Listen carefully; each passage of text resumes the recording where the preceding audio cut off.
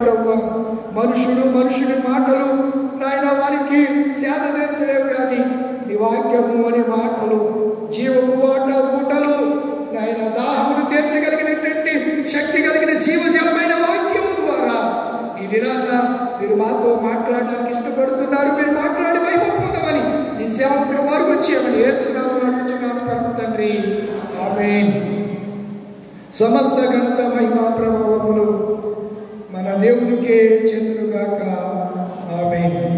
క్రీస్తునందు ప్రియమైన దైవ జనాంగమా, దేవుని ప్రజలారా, దేవుని బిడ్డలారా, 2024 సంవత్సరం ఎలా గతించిపోయిందో, ఎలా గడిచిపోయే దినాలు, క్షణాలు, గంటలు, రోజులు ఎలా గడిచిపోయాయో తెలియదు, కానీ 2024 సంవత్సరంలో మన జీవితాన్ని వెలుపు చేసాం.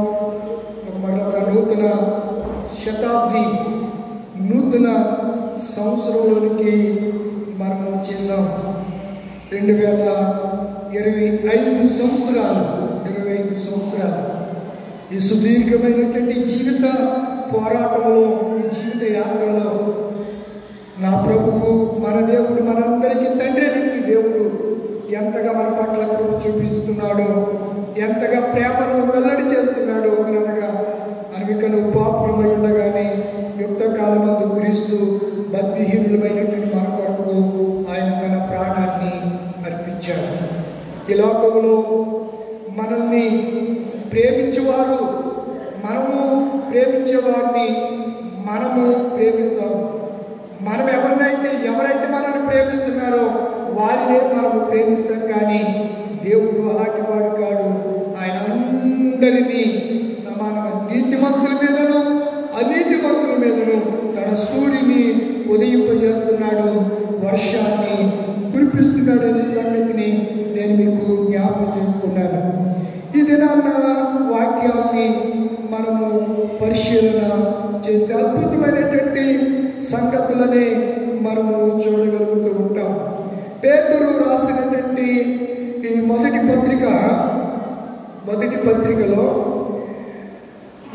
పత్రికలో 104 వచనాలు, 5 అధ్యాయాలు ఉన్నాయి. ఇది క్రీస్తు శకము 65లో పేతురు గారు చెప్తే మార్కు గారు రాశారు. కనుక వ్రాయించింది వేరు, వ్రాయించింది వేరు. వ్రాసిన వాడు జాన్ మార్క్, వ్రాయించింది పేతురు. పేతుర్ని ప్రేరేపించింది పరిశుద్ధాత్ముడు. అందుచేతనే పేతురు గారు ఓ చక్కని మాట చెప్తాడు. ఏమిటి అనగా, ప్రవచనం అనేది మనుష్యుని ఇచ్చను బట్టి కలగలేదు అనే మాటను అతడు జ్ఞాపకము చేస్తాడు. ఒకసారి పరిశుద్ధ గ్రంథంలో మనము చూడగలిగితే పేతురు గారు రాసిన 2వ పత్రిక 1వ అధ్యాయము 20వ వచనం, ఒకడు తన ఊహను బట్టి చెప్పుట వలన లేఖనములో ఏ ప్రవచనము పుట్టదని మొదట మీరు గ్రహించాలి. వాక్యము మనుషుల ద్వారా కలిగింది కాదు. మనిషి ఇచ్చను బట్టి, మనిషిని జ్ఞానాన్ని బట్టి, మనిషిని తెలివిని బట్టి, మనిషిని వివేకాన్ని బట్టి వ్రాయబడిన గ్రంథము బైబిల్ కాదు. బైబిలు వ్రాసింది వ్యక్తులైనా, వ్రాయించింది మాత్రము పరిశుద్ధాత్ముడు అనే సంగతిని జ్ఞాపకం చేస్తూ ఉన్నారు. అందుచేతనే ఒకడు తన ఊహను బట్టి చెప్పుట వలన పరిశుద్ధ గ్రంథం బైబిల్లో లేఖనములో ఏ ప్రవచనము పుట్టదని మొదట మీరు గ్రహించాలి అని చెప్తూ గ్రహించుకోవడము. ఎలాగనగా ప్రవచనము ఎప్పుడును మనుషుని ఇచ్చను బట్టి, తన హృదయంలో వచ్చిన ఆలోచనను బట్టి కలగలేదు, కానీ మనుషులు రాసిన వారు పరిశుద్ధాత్మవలన ప్రేరేపింపబడిన వారై దేవుని మూలముగా పలికిరి. దేవుని నామ స్తోత్రం కలుగునుగాక, హల్లెలూయా. ఆయన పరిశుద్ధాత్మ మూలముగా, దేవుని నామ స్తోత్రం కలుగునుగాక, ఆమేన్. పరిశుద్ధాత్మ వలన ప్రేరేపింపబడిన వారై దేవుని మూల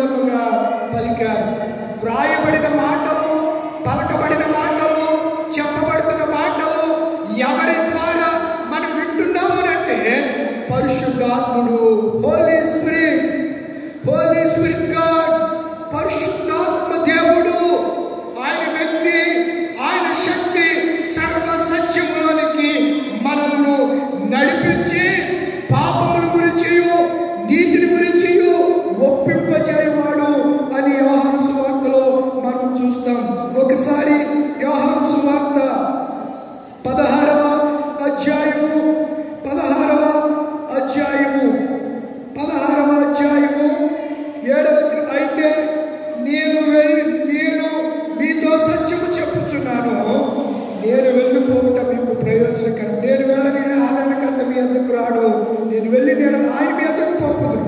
ఆయన వచ్చి, ఆయన అనగా పరిశుద్ధాత్ముడు, ఆదరణకర్త అనగా ఉత్తరవాది. కింద పుట్టినట్లు ఏముంది? ఉత్తరవాది.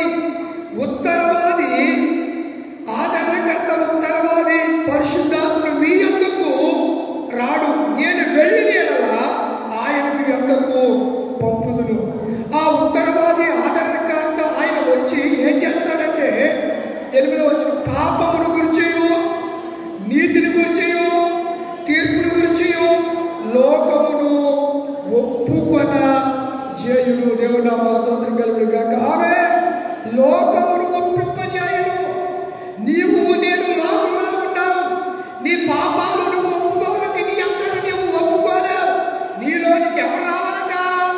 పరిశుద్ధాత్ముడు వస్తే నీకు తెలియకుండానే నీ అవిధేయతను విడిచిపెట్టేస్తావు, నీకు తెలియకుండానే నీ బలహీనతను విడిచిపెట్టేస్తావు, నీకు తెలియకుండానే నీ చెడ్డ మాటలను విసర్జించేస్తావు, నీకు తెలియకుండానే నీవు సర్వ సత్యములోనికి పరిశుద్ధాత్మ ద్వారా నువ్వు నడిపింపబడతావు. కనుక నూతన సంవత్సరంలో నేను చెప్పే మాట ఏంటనగా, దేవుని పేర ఈ సంవత్సరం మీరందరూ పరిశుద్ధాత్మను పొందుకోవాలి. దేవుని నామానికి మహిమ కలుగును గాక. ఆమేన్.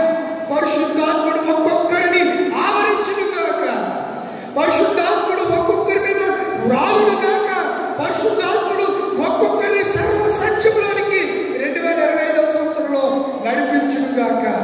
దేవుని నామానికి స్తోత్రం కలుగును గాక. కనుక ప్రవచనం అనేది అలా కలగలేదట, పరిశుద్ధాత్మ ద్వారా కలిగింది. పేతురు రాసినటువంటి ఈ మొదటి పత్రికలో 4వ అధ్యాయంలో మనం చూస్తే, ప్రియులారా, క్రిస్మస్ ని ఎంతో సంతోషంగా జరుపుకున్నాం, సంభ్రమాచర్యాలకు లోనయ్యాం, పండుగ దినాలు గడిచిపోయాయి, మరలా తిరిగి సాధారణ జీవన శైలిలోకి వచ్చేసాం. పండుగ దినాల్లో ఏమన్నా చెప్పండి? సందడి, సంతోషం, ఆనందాన్ని మనము అనుభవించి, ఇప్పుడు ఎవరి బాధ్యతలకు వారు వెళ్ళాలి, కష్టపడాలి. మానవ జీవితంలో సుఖ దుఃఖాలు రెండు ఆ చోటు చేసుకుంటూనే ఉంటాయి. అందుకే పెద్దలు అంటారు, కలిమి లేవిలు కావలి కుండలు అని అన్నారు. సుఖ దుఃఖాలు. క్రైస్తవమైనటువంటి మనము క్రీస్తును కలిగి సంతోషించడమే కాకుండా అప్పుడప్పుడు క్రీస్తు నిమిత్తము శ్రమలు కూడా అనుభవించాలి అని నేటి దిన పాఠములో మనము చూడగలుగుతున్నాం. ఏంటి శ్రమలు అంటే, పేతురు రాసిన మొదటి పత్రిక 5వ అధ్యాయం 4వ అధ్యాయము 12వ వచనం, ప్రియులారా, ఎంత చక్కగా వివరిస్తున్నాడండి. ప్రియులారా, మిమ్మును శోధించుటకు మీకు కలుగుచున్న అగ్ని వంటి మహాశ్రమలను గురించి మీకు ఏదో ఒక వింత సంభవించినట్లు ఆశ్చర్యపడకండి. శ్రమలు వస్తాయి, ఆశ్చర్యపడకండి. శ్రమలు వస్తాయి, సంతోషపడకండి. ఆయన అంటున్నాడు కదా, ఈ సంవత్సరం మన శ్రమలు కూడా పెంచేవలసిన అవసరం ఉంది. రాబోతున్నాయి శ్రమలు. ఒక ప్రక్క ప్రభుత్వాల ద్వారా శ్రమలు వస్తున్నాయి. సరైనటువంటి చట్టాలు చేయకపోవడం ద్వారా, న్యాయమైనటువంటి తీర్మానాలు చేయకపోవడం ద్వారా అమాయకులకు ప్రియులారా ఎంతో నష్టం కలుగుతుంది. ఇప్పుడు రిలయన్స్ ఉన్నాడు, రిలయన్స్ తర్వాత ఈ రిలయన్స్ అంబానీ లేకపోతే కోటీశ్వరుడు కార్పొరేట్ సంస్థలు వచ్చేసాయి. ఆ కార్పొరేట్ సంస్థలకు ధనార్జన కోసం ప్రతి దాని మీద జిఎస్టి ట్యాక్స్ విధిస్తున్నారు. చిన్న నువ్వు వేసుకునే పారాసెటమాల్ ట్యాబ్లెట్ కానించి నువ్వు బత్త గుండి ఈ బటన్ వీటికి కూడా ట్యాక్స్ మనం పే చేస్తున్నాం. ప్రతి దానికి tax tax tax tax tax లేకుండా మీరు రిలయన్స్ కానీ ఏదైనా పెద్ద పెద్ద షాపింగ్ మాల్ వెళ్తే మీకు ఇచ్చే ఆ బిల్లులోనే కింద ఇంత జిఎస్టి విధించారని కింద టోటల్ జిఎస్టి అనేది ఉంటూ ఉంటారు. ఇవన్నీ వేసి ప్రజల్ని పిప్పు చేస్తూ ఉన్నారు. అనగారిన ప్రజలు లేకపోతే ఆర్థిక స్తోమత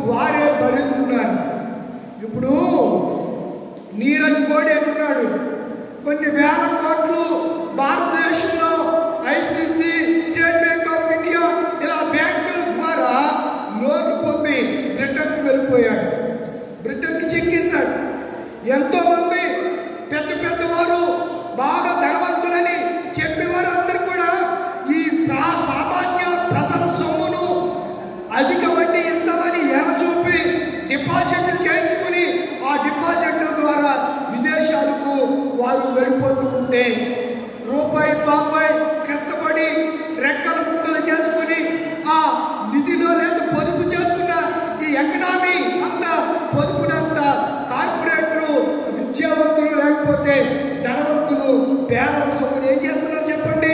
హరించేస్తున్నారు. వారికి ఏమి ఉంట్లా. ఇలాంటి పరిస్థితుల్లో శ్రమలు కూడా మనకి సంభవిస్తూ ఉన్నాయి.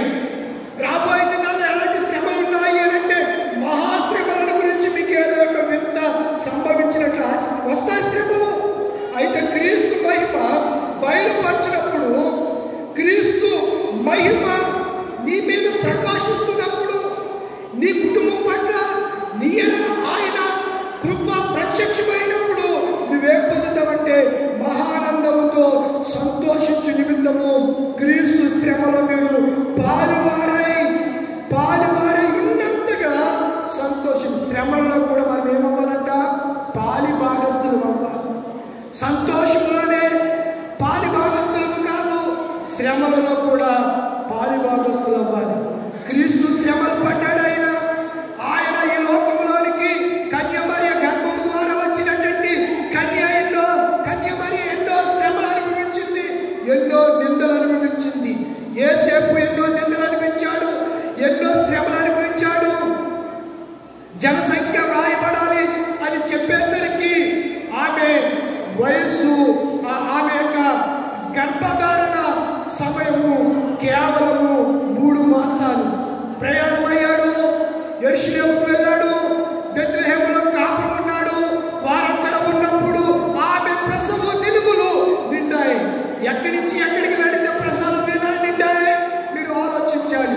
ఒకవేళ నజరేతులోనే ఉంటే 9వ నెల లేదా 7వ నెల వరకు ఉంటే మరియా స్టమక్ ఎలా వస్తుంది? పైకి వస్తుంది. అప్పుడు మరియని ఏం చేస్తారు? రాళ్ళు తీసుకొచ్చి కొట్టి చంపేస్తారు. దేవుడు ప్లాన్ చూశాడు. గాడ్ ప్లాన్, దేవుని యొక్క ప్రణాళిక, దేవుని యొక్క సంకల్పం. 3 నెలలు గర్భముగా ఉన్న సమయంలోనే సీజర్ చక్రవర్తి ద్వారా క్రైస్తవ సమాజానికి, ప్రపంచానికి జనాభా లెక్కల్ని ప్రకటించడం జరిగింది. జనాభా లెక్కలో రాయడానికి నజరేతు నుండి వారు ఎక్కడికి వెళ్ళిపోయారు? యెరూషలేముకు వెళ్ళిపోయారు. బెత్లెహేములో కాపురం ఉన్నారు. వారు అక్కడ ఉన్నప్పటికీ ఈ జనసంఖ్య రాసేసరికి ప్రపంచంలో నలుమూలల నుంచి యెరూషలేముకు, బెత్లెహేము ఆ చుట్టుప్రక్కల ప్రాంతాలన్నీ జనావాసాలతో నిండిపోయాయి. యేసు ప్రభు వారు పుట్టడానికి కూడా స్థలం లేనటువంటి పరిస్థితిలో ఎన్నో కష్టాలు అనుభవించారండి, ఎన్నో నిందలు అనుభవించారు యేసుని లోకానికి పరిచయం చేయడానికి. కనుక శ్రమలలో మనం ఏం చేయాలంట? సంతోషించాలి.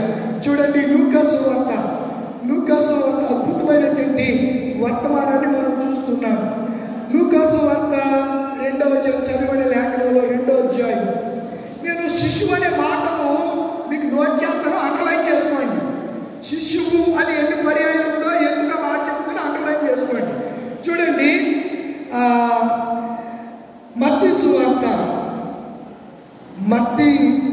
సువార్త 2వ అధ్యాయము 8వ వచనం. మీరు వెళ్ళి ఆ శిశువు విషయమై జాగ్రత్తగా విచారించి. ఎవరి విషయమై? ఎవడి శిశువు గురించి అంత జాగ్రత్తగా విచారణ చేయాలా? శిశువు ఏమైనా చేయగలడా? అయితే పుట్టినటువంటి శిశువు అలాంటి వాడు ఇలాంటి వాడు కాదు. సాక్షాత్తు పరమేశ్వరుడు, సర్వేశ్వరుడు, సర్వశక్తిమంతుడు. 2వ చూడండి, 9వ అధ్యాయం 9వ వచనం. ఆ శిశువు ఉండిన చోటికి మీదిగా నిలుచు వచ్చు వరకు వారికి ఆ శిశువు ఉండిన చోటికి, ఆ శిశువు విషయమై జాగ్రత్తగా విచారించి తెలుసుకుని. ఎవరు చెప్పారు ఈ మాట? చెప్పారు. ఎవరు చెప్పారు? 2వ అధ్యాయము 7వ వచనం. హేరోదు చెప్పాడు. ఎవరికి చెప్పాడు? జ్ఞానులకు చెప్పాడు.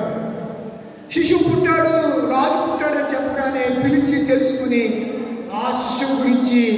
జాగ్రత్తగా తెలుసుకోండి, విచారణ చేయండి.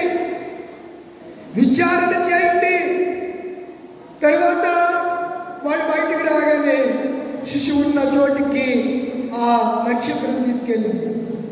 11వ ఆ శిశువును చూచారు వాళ్ళు. తర్వాత 13వ వచనంలో వారు వెళ్ళిన తరగతిలో ప్రభుత్వ స్వప్నమందు యేసేపునకు ప్రత్యేకం. ఈరోజు మనం చదువుకున్నాము, అక్కడి నుంచి 13 చదువుకున్నాం.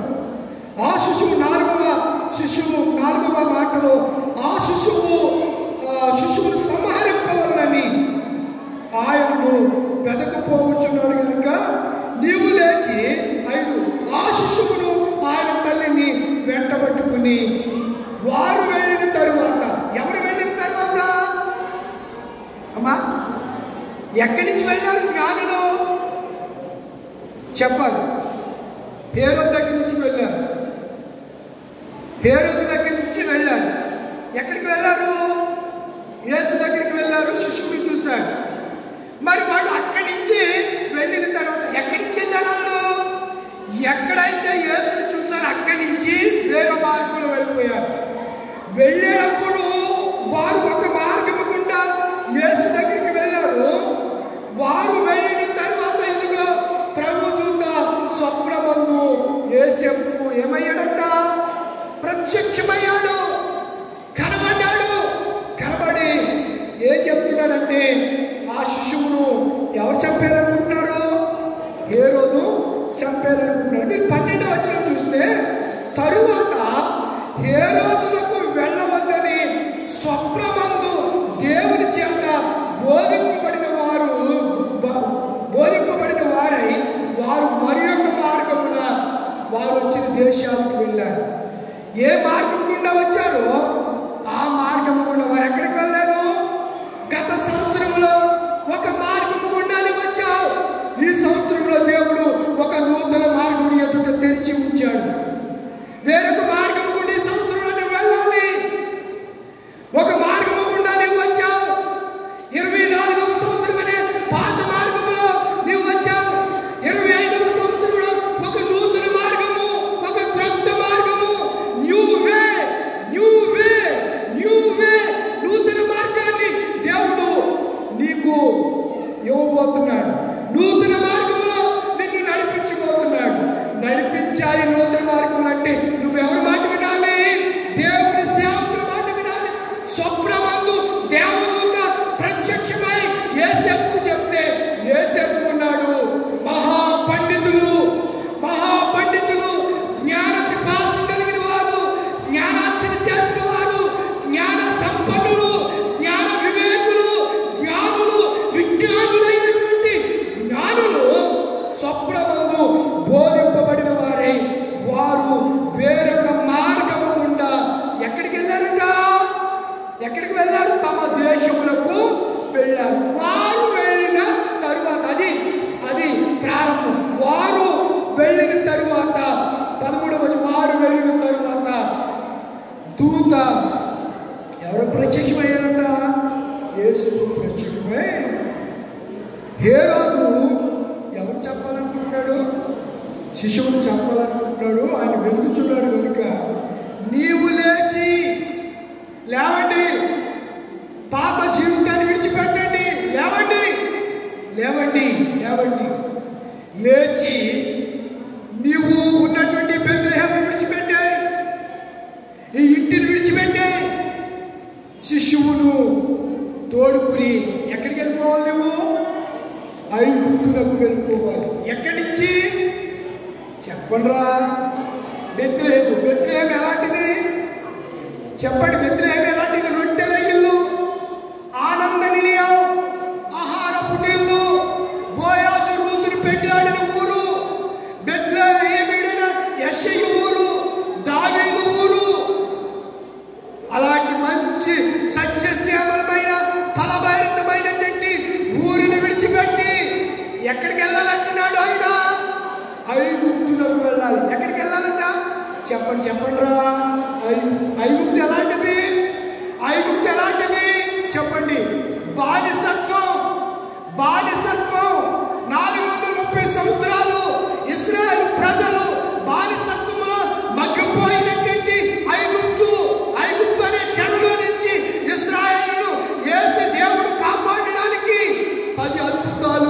చేయవలసి వచ్చింది. పదో అద్భుతం ఏంటి చెప్పండి? పదో అద్భుతం ఏంటి చెప్పండి? ఐగుప్తు తొలిచూలి కుమారుణ్ణి చంపేయటం. చంపేశాడు లేదు దేవుడు. అప్పుడు కానీ ఐగుప్తు నుంచి ఇశ్రాయేలు ప్రజల్ని.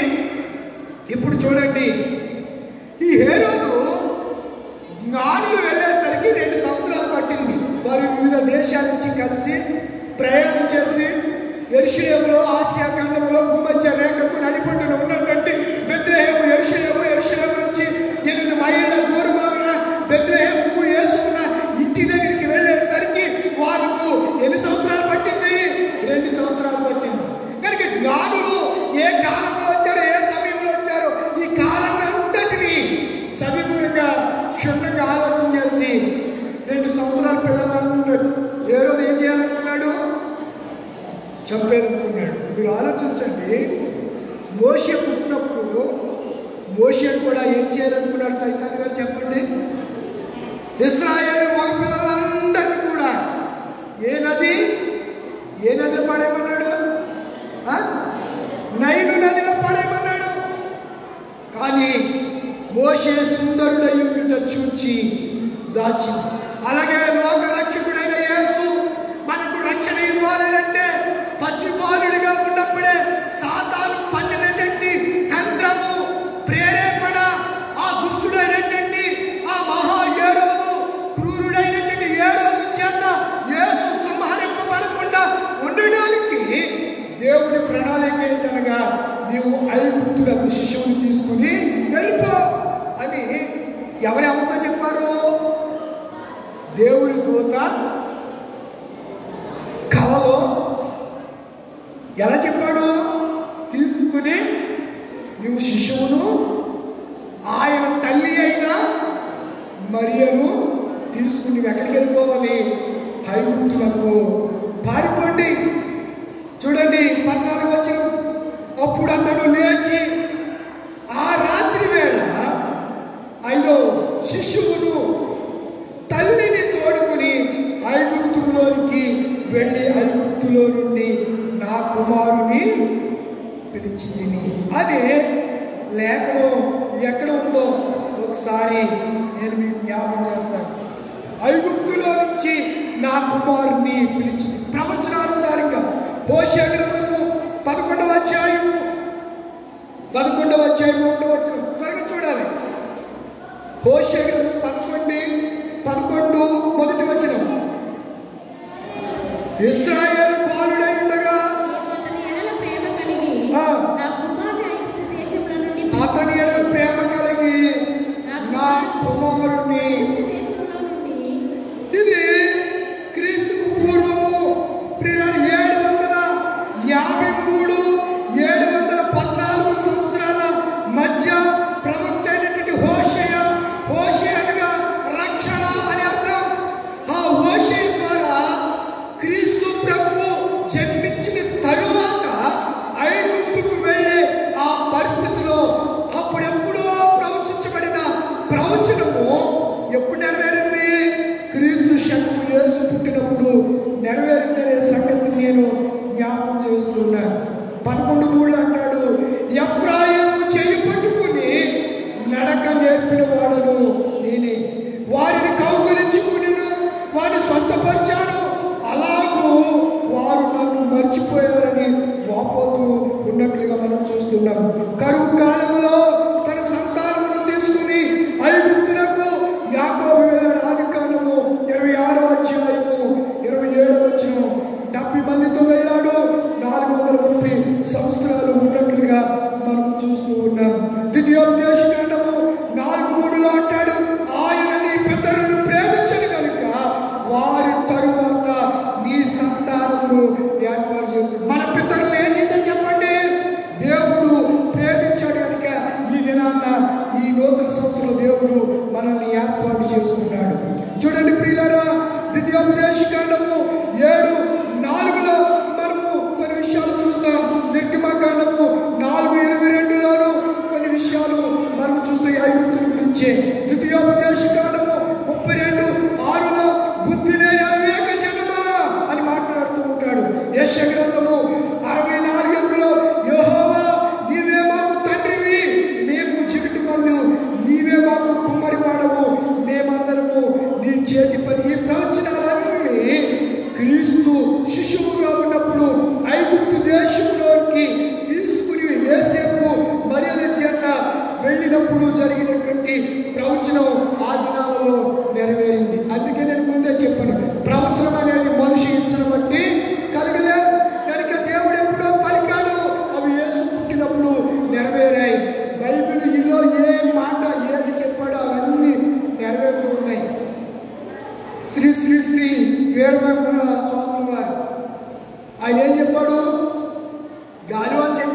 చెట్టు? ఏ చెట్టు? గాలివాన్ చెట్టు చూడలేదు ఎప్పుడు? గాలివాన్ చెట్టుకు నిచ్చిని వేస్తారు అని అతడు ఎప్పుడో పోతులూరి వీరబ్రహ్మేంద్ర స్వామి వారు ప్రకటించారు. అంటే కాలజ్ఞానం. ఏ జ్ఞానం? కాలజ్ఞానం. నోస్ట్రడామ్ అనే ఒక ప్రఖ్యాత ఈ జ్యోతిష్య శాస్త్రవేత్త ఉన్నాడు. అతన్ని నోస్ట్రడామ్ అంటారు. అతడు కూడా కాలజ్ఞానాన్ని చెప్పాడు. వారు చెప్పిన కాల జ్ఞానం అంతా కలికాలంలో లేదా కాలకల్పంలో కలిసిపోయి, కానీ యేసు ప్రభు వారు బైబిల్లో రాయించినటువంటి ఇవన్నీ కూడా ప్రవచనాలన్నీ ఒక్కొక్కటి తగిన కాలంలో ఎప్పుడు నెరవేరేటప్పుడు ఆయన నెరవేర్చుకుంటూ వస్తున్నాడు. దేవుడు నామ స్తోత్రంగా. నమ్మిన వారందరూ ఒకసారి ఆమె చెప్పండి. ఆమె ప్రతిదీ నెరవేరుతూ ఉన్నాయి. ఏది తప్పిపోవట్లేదు, ఏది పొల్లిపోవట్లేదు, ఏది అపుష్టిగా ఉండట్లేదు. ప్రతిదీ ఫుల్ఫిల్ అవుతూనే వస్తున్నాయనే సంగతి నేను జ్ఞాపకం చేస్తున్నాను. అలాంటి పరిస్థితుల్లో హేరోదు తన సింహాసనం మీద వేరొక రాజును ఊహించడానికి ఇష్టపడలేదు కనుక తన పాలనలో 2 సంవత్సరాల్లోపు వారందరినీ ఏం చేయాలి చెప్పండి? చంపించాడు. ఆ చంపిస్తాడని ఒక ప్రవచనం ఉంది. ఆ ప్రవచనం ఏంటనగా చూడండి, రామాలో ఏంటి చెప్పండి, చదవండి, చూడండి. తూర్పు ఆ జ్ఞానులు తను 16 వచ్చే మత్తయి సువార్త 2:16 ఆ జ్ఞానులు తను అపహసించినది హేరోదు గ్రహించి ఏం తెచ్చుకున్నాడంట? ఆగ్రహం, అత్యాగ్రహం తెచ్చుకున్నాడు. కోపిష్ఠుడైపోయాడు. పిల్లరా, అధికార దాహం. నేను తప్ప వేరొక రాజు ఉండడానికి వీల్లేదనే ఆ వ్యక్తిగత వ్యక్తి ఏం చేశాడు అనగా మనం చూస్తే చూడండి, ఆ జ్ఞానులు ఏ జ్ఞానులు ఏ రోజులు అపహసించలేదు. దేవుడు చెప్పింది, జ్ఞానులు చెప్పింది చేస్తున్నారు, కానీ వాక్యం చెప్పినట్టు మాత్రం మనము చేస్తున్నామా? గుండె మీద చెప్పుకుని వాక్యంలో ఏదంటారు నేను చేస్తున్నానన్న వాళ్ళు ఒకసారి దేవుడికి స్తోత్రం చెప్పండి. ఎవరు చేస్తున్నారండి? దేవుడి వాక్యాన్ని ఆది కాండం నుంచి ప్రకటన గ్రంథం వరకు ఒక్క విషయంలో కూడా నేను తప్పుకోకుండా నేను పాటిస్తున్నాను అన్నవాళ్ళు ఉన్నారా? కాగడా పెట్టి దేం పెట్టి వెతికినా మనకు దొరకరండి. ఏదో విషయంలో, ఏదో వాక్య విషయంలో, ఏదో ఆజ్ఞ విషయంలో తప్పిపోతున్నాం. దానికైతే దేవుడు ఏమంటాడంటే తప్పిపోకుండానట్లు మీరు స్థిరపరచబడాలి, మీరు కుదురుగా నిలబడాలి అని దేవుడు మాట్లాడుతున్నాడనే సంగతిని నేను మీకు జ్ఞాపకం చేస్తున్నాను. ఈ ప్రవచనం ఎలా రాయబడిందంటే మగపిల్లల్ని రామాలు అంగలార్పినవాడను, ఏడుపును మహారోదన కలిగను. రాహేలు తన పిల్లల విషయమై ఏడ్చిందంట. ఈ ప్రవచనం ఎక్కడుంది చెప్పాలి? ఈ ప్రవచనం ఎక్కడుంది అమ్మా? ఈ ప్రవచనం పాత నిబంధనలో ఏ గ్రంథకర్త ప్రవచించాడు? ఇర్మియా. 8వ అధ్యాయము 8వ వచనం, 31:15 వచనం, 31:15 చదవండి. యెహోవా ఇలాగు సెలవిచ్చుచున్నాడు, ఆలకించుడి. రామాలో అంగలార్పును మహారోదనతో వినబడుచున్నది. రాహేలు తన పిల్లల గురించి ఏడ్చుచున్నది. ఆమెకు పిల్లలు లేకపోయినందున ఆమె వారిని గురించి ఓదార్పు నొందకపోయాను. మీరు ఆదికాండం 30:24 చూస్తే, 35, 16, 19 చూస్తే ఆ బెత్లెహేము ఉన్నటువంటి ఒక పేరు ఏంటంటే రామాని కూడా పిలిచేవారు. ఏంటంటే రామ అని కూడా ఆ ఊరును పిలుస్తూ ఉండేవారు. రాహేలంట తన పిల్లల నిమిత్తమై అంగలార్చి ఏడ్చిందంట అనే ప్రవచనం ఎప్పుడు నెరవేరింది? హేరోదు జ్ఞానుల చేత తెలుసుకున్న సమాచారాన్ని బట్టి 2 సంవత్సరాల లోపు పిల్లలందరినీ సంహరించినప్పుడు యెరూషలేము బెత్లెహేము ప్రాంతంలో మహారోదన ధ్వని వినబడింది. ఏమండి, పిల్లల్ని పోగొట్టుకుంటే ఎంత బాధ. ఇప్పుడు నిన్న కాకుండా ఆదిత్య జూనియర్ కాలేజ్ కాకినాడ వాళ్ళు కాకినాడలో సముద్రం ఉంది, బీచ్కి వెళ్ళారు. బీచ్కి వెళ్ళి సముద్రంలో కొట్టుకుపోయారు, చనిపోయారు ఇద్దరు విద్యార్థులు. ఆ బిడ్డలకి ఎంత కోత చెప్పండి. అలా యెరూషలేములో 2 సంవత్సరాలు నిర్దాక్షిణ్యంగా పాపం పెరిగిన వారు, మంచి చెడ్డలు తెలియని వారు, పసి పిల్లలు, దేవునితో సమానులైన ఆ పసి కందులు, ఆ శిశువులను నిర్దాక్షిణ్యంగా ఏం చేశాడు? ఖడ్గంతో శిరచ్ఛేదన చేయించేశాడు, నరికించేశాడు.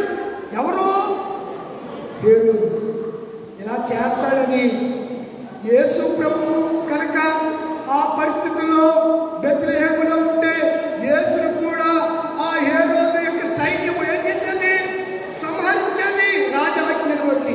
అందుచేతనే మనకు రక్షణ ఇవ్వడానికి యేసయ్యను దేవుడు ఏం చేశాడు చెప్పండి? ఐగుప్తులోనికి వాడు చచ్చిపోయే వరకు. కొంతమంది అంటారు, మరి నువ్వు చచ్చిపోయానే సరే నీ గొప్ప నేను చూడరా. కొంతమంది అంటారు, వాళ్ళకి అంత బాధ. నువ్వు చచ్చిపోయినా నీ గుమ్ము తొక్కను. కొంతమంది ఏంటంటే నేను చచ్చిపోయినా సరే నీ ఇంటికి చచ్చిపోయేంత వరకు నీ ఇంటికి రా, నీ గుమ్ము తొక్కను అని అంటారు. ఒక్కొక్కసారి అది మాటే కదా అనేస్తాం. దాని ఉన్నటువంటి దాని అనుకున్నటువంటి అంతర్యం తాత్పర్యం మనం గ్రహించలేకుండే కొన్నిసార్లు మన పెదాలతో, మన నాలుగుతో, మన నోరుంది కదని ఇష్టానుసారంగా మాట్లాడుతూ ఉంటాం. మన పెదాల నుంచి జారి మాటల్ని జాగ్రత్తగా ఆచి తూచి మనము మాట్లాడాలి అనే సంగతిని కూడా నేను జ్ఞాపకం చేస్తున్నాను. కనుక రాహేలు ఎవరి కోసం ఏడ్చిందంట? పిల్లల కోసం ఏడ్చింది. అలాగే యెరూషలేములో వాళ్ళందరూ కూడా ఏడ్చారు. రోదన, మహారోదన కలిగింది. రాహేలుకు పిల్లలు ఉన్నారా లేదా? మరి ఏంటి ప్రవచనం? అంటే పిల్లలు లేని కాడికి చేత ఏడ్చిందని రాయబడింది. ఏం చెప్తారు మీరు దానికి? చెప్పాలి. రాహేలుకు పిల్లలు ఉన్నారు. ఎంతమంది? ఇద్దరేంటమ్మా, దాసి పిల్లలు కూడా ఆడపిల్లలే. అవునా? లెక్కది 12 మంది కేవలం లేయా రాహేలు పుట్టినోళ్ళు అనుకుంటున్నారా? జల్పాకును బెల్పాకును అనగా ఆ దాసిలకు మొత్తం టోటల్గా 4 పుట్టినోళ్ళు మొత్తం 12 మంది టోటల్ సంతానం. 4 పిల్లలు రాహేలు కలిగారు. అయినా ఆమెను గురించి రాయబడుతూ ఆమె పిల్లలు లేని కానీ ఓదార్పు నొల్లకపోయాను. ఏ పిల్లల గురించి ఆమె ఓదార్పు పొందలేకపోతుంది అనగా భవిష్యత్ కాలంలో ఇశ్రాయేలు ప్రజలు అనగా ఏ దినాన్నైతే వీళ్ళు జనసంఖ్యకు విస్తారంగా విస్తరించడం ప్రారంభించారో అప్పుడు ఎవరికి అసూయ పుట్టింది? ఐగుప్తు రాజు అయినటువంటి ఫరోకు అసూయ కలిగింది. రే, మనం 10 మంది ఉంటామో 100 మంది ఉన్నాం. ఒక ఆయన అంటాడు నాతో, నిజంగా మరి మాట మైకులో చెప్పొచ్చో చెప్పకూడదు నాకు తెలియదు కానీ చెప్పేస్తాను, మీకు తెలియాలి కదా.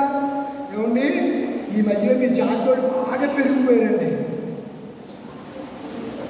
అందుకని చంద్రబాబు నాయుడు మొన్న ఏమంటున్నాడు తెలుసా? రియల్గా జరిగింది. చౌదరీసులారా మీరు అందరూ 4 పిల్లలు కనండి, వాళ్ళని నేను పెంచుతాను అన్నాడు పబ్లిక్ మీటింగ్లో. మీరు ఎంతమందిని కనాలి? మీరు ఒక్కొక్కరితోటి ఈ రాజులు, ఈ చౌదరీసు కొంతమంది ఒకడు ఆడపిల్ల పుట్టినా మగపిల్ల పుట్టినా ఏం చేస్తున్నారు? ఆపరేషన్ చేయాలి. ఇంకా పిల్లలు ఉండలేదు. అందుకని మన ఓటు బ్యాంక్ తగ్గిపోతుంది. దానికి మీరు ఎంతమందిని కనాలంట? మనల్ని అంటలేదు, వాళ్ళు అంటున్నాడు. రియల్గా మీరు వాట్సాప్లో కానీ లేకపోతే సోషల్ మీడియా పేపర్లో కూడా వచ్చి న్యూస్ ఇది. ఒక్కొక్కరు 4 కనండి, నేను పోషిస్తాను అని అంటున్నాడు. ఖండానికి పోషించడానికి నువ్వు దేవుడు కాదురా బాబు. మన పోషకుడు ఎవరు? మనం పోషించేవాడు ఎవరు? ఈ తినడానికి ఆహారము, ఈ భూమిని కలిగి చేసిందే దేవుడు, పోషకుడు ఆయన. ఆయన ఇవ్వాలి సంతానం, గర్భఫలము. చెప్పండి చెప్పండి, ఆయన ఇవ్వాలి. నువ్వు నలుగురిని కనేయాలనుకుంటే నువ్వు కనవు, నీ గర్భం నువ్వు చెందడంటే. గర్భం ఇచ్చేది ఎవరు? సంతానం ఇచ్చేది ఎవరు? అయితే ఇశ్రాయేలీయుల గర్భాన్ని తెరిస్తే ఐగుప్తుల కంటే వారు విస్తారముగా జనసంఖ్య మింగిలి ప్రబలిపోయింది. దాన్ని చూసి వారలేకపోయాడు సైతాన్ గారు. వారలేకపోయి ఆ మంత్రసానులతో చెప్పాడు, ఏమని? ఎవడైనా ఏ స్త్రీ అయినా గర్భవతి మగపిల్లడి కంటే పురుట్లోనే చంపేయండి అని చెప్పాడు. రాజాజ్ఞ శిరస వహించాలి. చంపకపోతే రాజు వేళ సంహరిస్తాడు మంత్రసానుల్ని. కనుక వాళ్ళంట ఎలాంటి వారంట? దేవునికి భయపడినటువంటి డాక్టర్స్ వారు. కనుక ఈ స్త్రీలు కూడా అలాంటి వారే. నిజంగా ఈ దళిత జాతిలో ఈ స్త్రీలకు కూడా మీకు చాలా చురుకుదనం ఉంటారండి. మీకు తెలియదు, మీరు చాలా శక్తివంతులు, బలవంతులు. మీరు మా అమ్మకి 12 మంది సంతానం, లేదులే చనిపోయారులే, ముగ్గురిమే ఉన్నా. ఇప్పుడు 2-3 కనేసరికి కొంతమంది ఏమో స్ట్రెచ్చర్ పాడైపోతుందని, మా ఆవిడ అందం వికారమైపోతుందని రకరకాల ఆలోచనలతో పిల్లల్ని కండం మానేస్తున్నారు. కానీ పిల్లల్ని ఆస్తి అంటూ ఏదైనా ఉందంటే అది పిల్లలేనండి. అబ్రహాము దగ్గరికి దేవుడు చెప్పాడు, చెప్తే ఎందుకయ్యా నాకు పిల్లలు లేరు. ఆ దమస్కు వాడని ఎలియాజరే ఆదికాండం 15 యావదాస్కి ఏమైపోతాడు? వారసుడైపోతాడు. ఏం చేస్తాడు? ఇంత ఆస్తించా? మీరు ఎవరినైనా బాగా డబ్బున్న వాళ్ళని, పిల్లలు లేని వాళ్ళని కలిపి చూడండి. ఆ స్త్రీ హృదయములో నుంచి ఏమొస్తుంది? కన్నీళ్ళు ఉబికి వస్తూ ఉంటాయి. ఎందుకండి? బోల్డ్ ఆస్తుంది, పిల్లలు లేరు. మా అత్తనే, మా మామనే, మా మరుదులోనే, నా భర్త అని, నువ్వు గొడ్డు మాత్రాలే, నీకు పిల్లలు పుట్టరే, దీన్ని విడిచిపెట్టేసి ఇంకో పెళ్లి చేసుకో అని చెప్పి మా ఆయన అంటున్నారండి. ఎందుకండి ఇలాంటి బ్రతికే చచ్చే అని చెప్పి మీరు ఎవరినన్నా పిల్లలు లేని తల్లులను ఒకసారి కదుపు చూడండి. వారి వర్ణనాతీతం వర్ణించలేం. ఎంతో బాధను వారు వ్యక్తం చేస్తారనే సంగతి నేను జ్ఞాపకం చేస్తున్నాను. ఆ ప్రవచనము, ఆ రాహేలు ప్రవచనము, రామాలో ఏర్పడే ప్రవచనము, ఆ రామానగా బెత్లెహేము, ఆ బెత్లెహేము పూర్వము, ఆ బెత్లెహేమునే రామాయవారు, ఆ రామ అనే ఆ ప్రవచనము బెత్లెహేములో యేసు ప్రభు వారు పుట్టిన తర్వాత ఐగుప్తుకు వెళ్ళిన తర్వాత 2 సంవత్సరాలు వారందరినీ కూడా సంహరిస్తే ఆ ప్రవచనము నెరవేరింది. అలాగే సైతాను ఎప్పుడు కూడా తను ఏర్పరచుకున్న వారిని ఏదో ఒక రీతిగా సంహరించి లేకుండా చేయాలనే దాని ప్రయత్నం. చాలాసార్లు మీరు గమనించండి, ఏర్పాటు చేసుకున్న సేవకుడు వెనకాల ఎప్పుడు ఉన్నాడు. కళ్ళబోళ్ళ మాటలు చెప్పి, సోది మాటలు చెప్పి, వాక్యంగా చెప్పకుండా, బైబిల్ చదివి చెప్పుకోకుండా, ఏదో అవసరాలు పట్టినవి, కంటలు పెట్టినవి 4 మాటలు చెప్తే అబ్బా ఏం చెప్పాడండి అని చెప్పి వెళ్ళేవాళ్ళు, వెంబడించేవాళ్ళు ఎక్కువైపోతున్న దినాల్లో యేసు ప్రభు అంటున్నారు, నన్ను వెంబడించండి, నేను మిమ్మల్ని మనుషులు బట్టి చాలా చేస్తాను. నా వెంబడి రండి, నిత్య జీవాన్ని ఇస్తాను. నా వెంబడి రండి, నేను మిమ్మల్ని ఆశీర్వదిస్తాను. సత్తువు లేని దానిని పిల్లల్ని కలిగిన ఇల్లాలిగా, తల్లిగా నేను చేస్తాను. నమ్మండి, విశ్వాసం ఉంచండి దేవుడు మాట్లాడుతూ ఉన్నాడు. కనుక క్రీస్తు నిమిత్తం ముగింపులోకి వచ్చాను. క్రీస్తు నిమిత్తము సంతోషమే కాదు, శ్రమలను కూడా మనము అనుభవించాలి. శ్రమలు, సంతోషము, ఇవి 2 జాయింట్ ఫ్యామిలీ. ఒక బండికి 2 చక్రాలు. ఇరు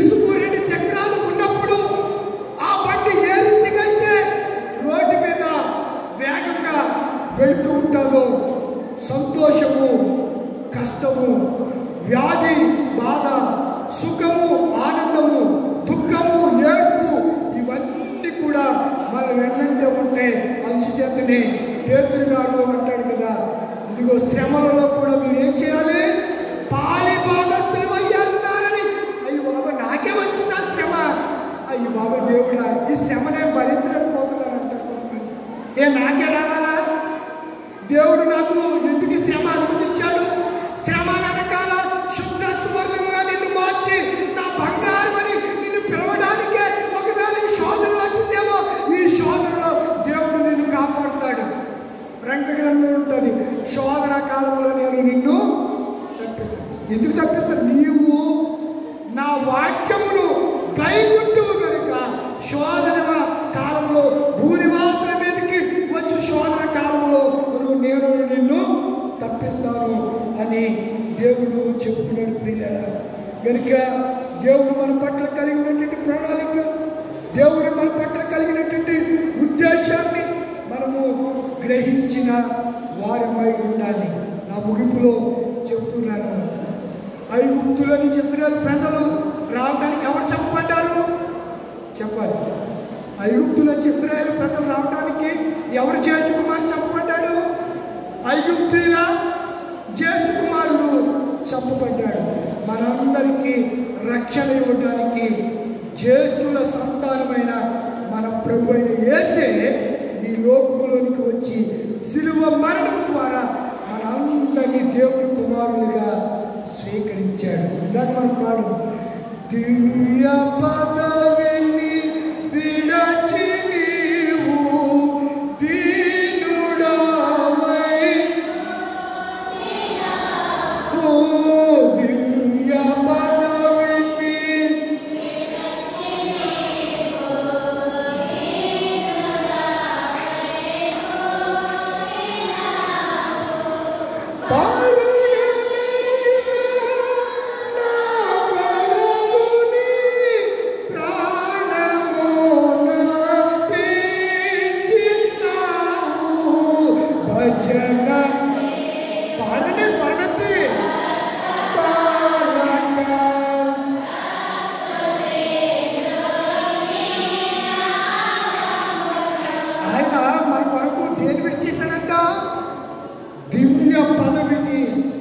విడిచి దీనుడై పుట్టాడు.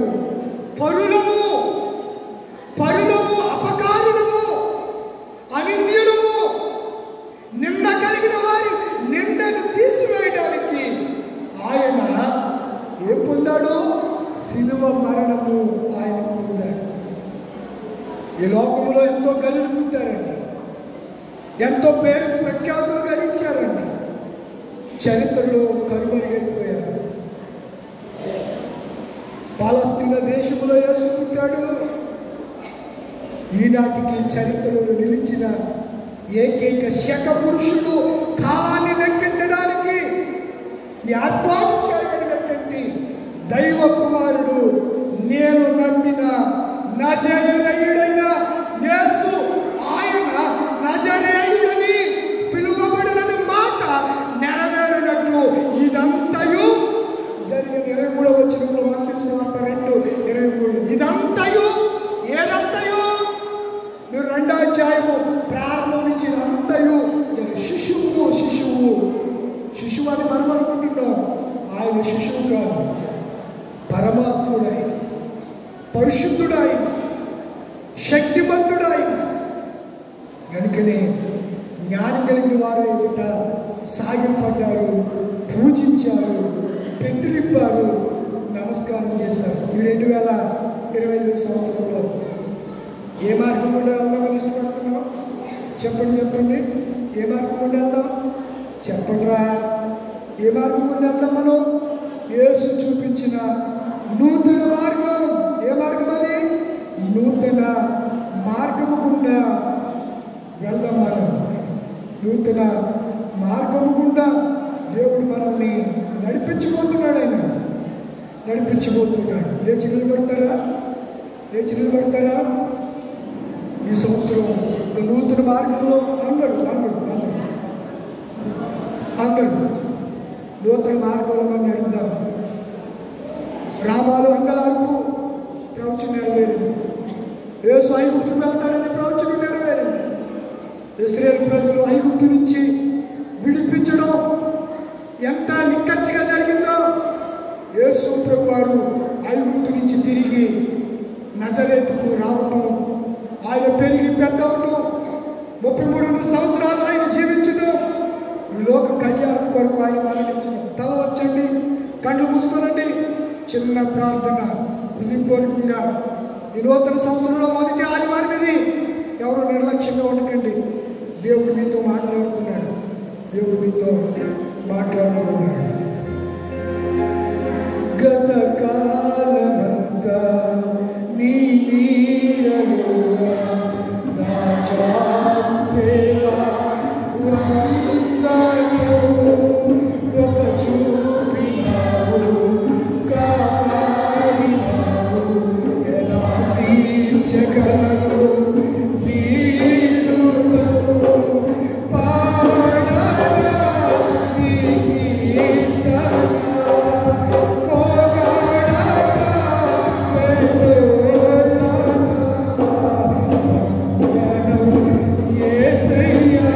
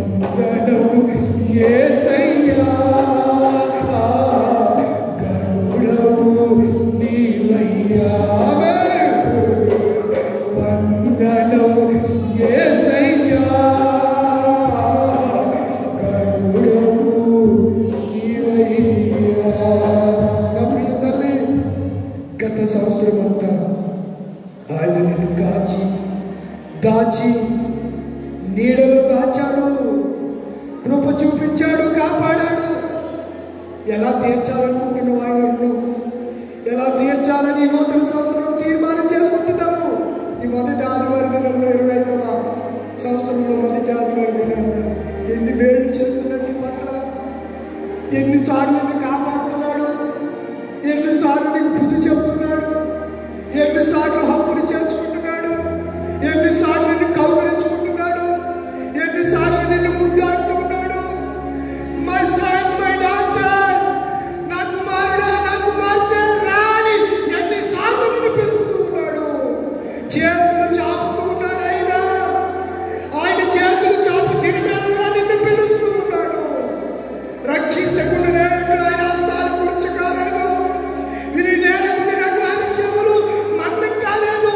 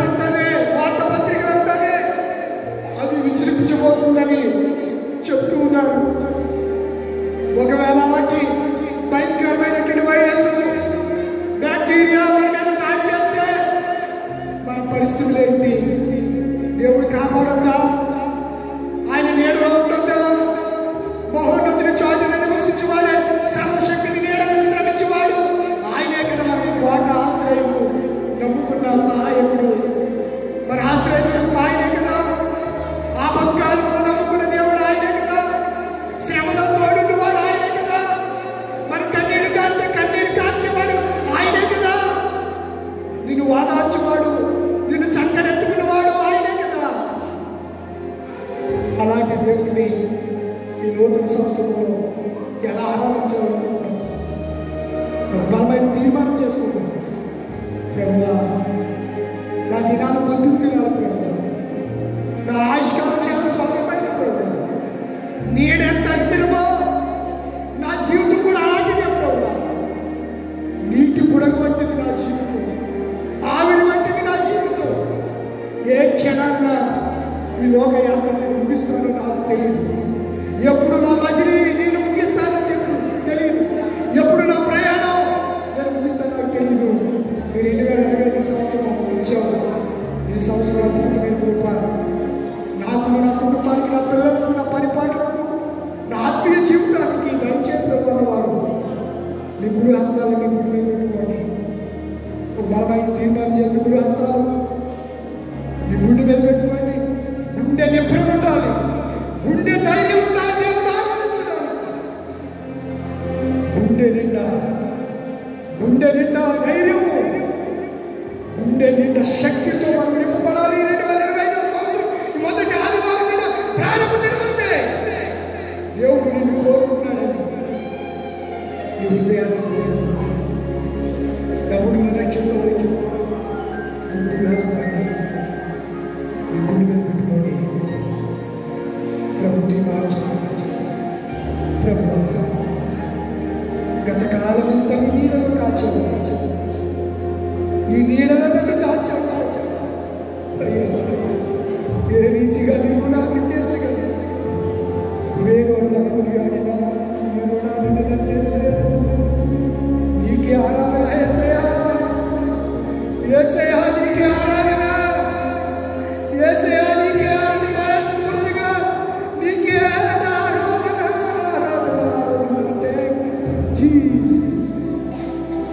Thank you, Jesus. Thank you, Jesus.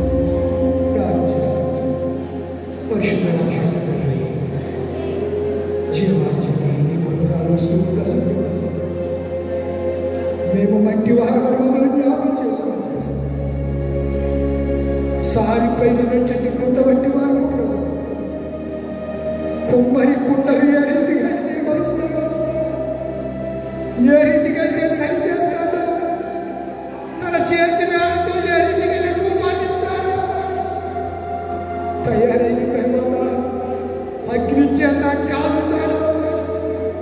అది కట్టుబడే వరకు అది యోగ్యమైన పాత్రగా ఉండటానికి, నీళ్లతో నింపబడే కుండగా ఉండటానికి, ఆ కుండకు ఆ మట్టి కట్టానికి, ఆ మట్టి కుండకు ఆ కుమ్మరి వాడు ఎంత చేస్తే, పరమ కుమ్మరి ఆయన ఎంత చేస్తున్నావయ్యా మా పట్ల, ఎంత జాలి చూడండి.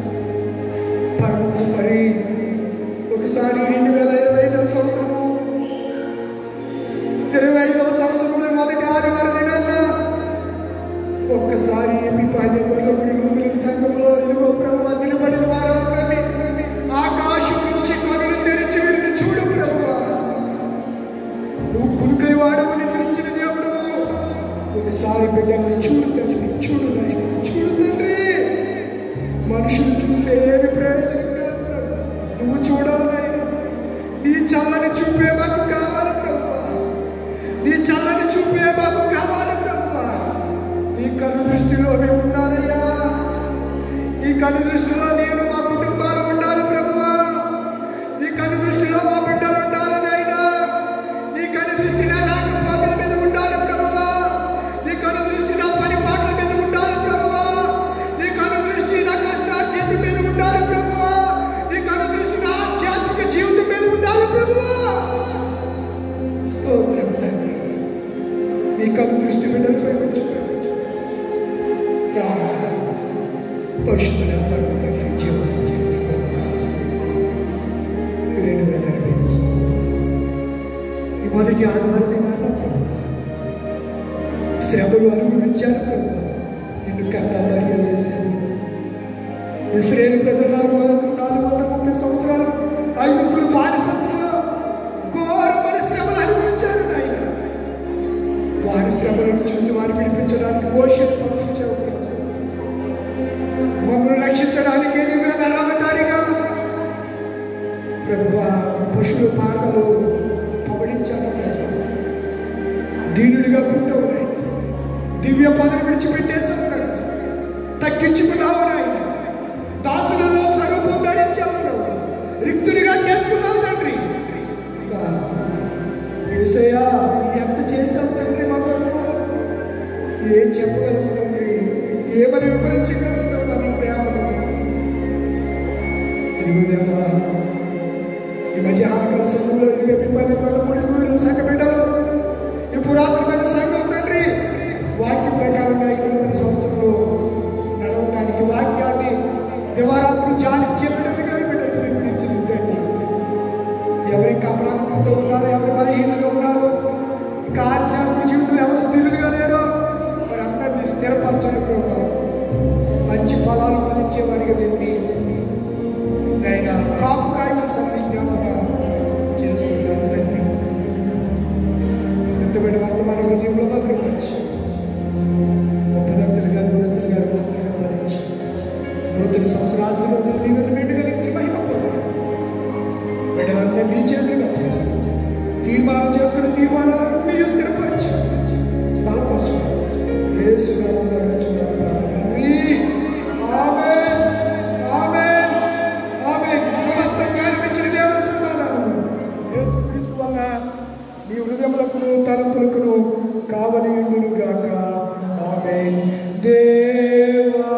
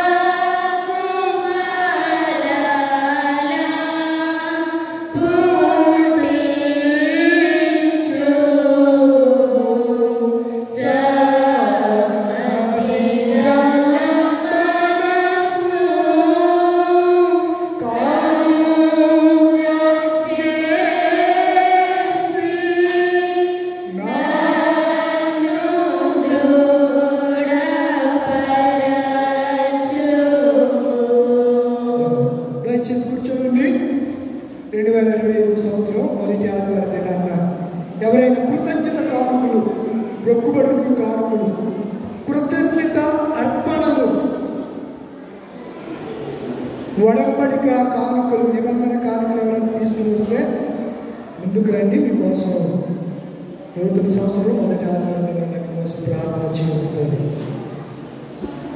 స్తోత్రికులుగాక కర్తాక పౌలు గారి కుటుంబం, గోడపాటి పెదలక్ష్మి గారి కుటుంబం, పాల్గొండ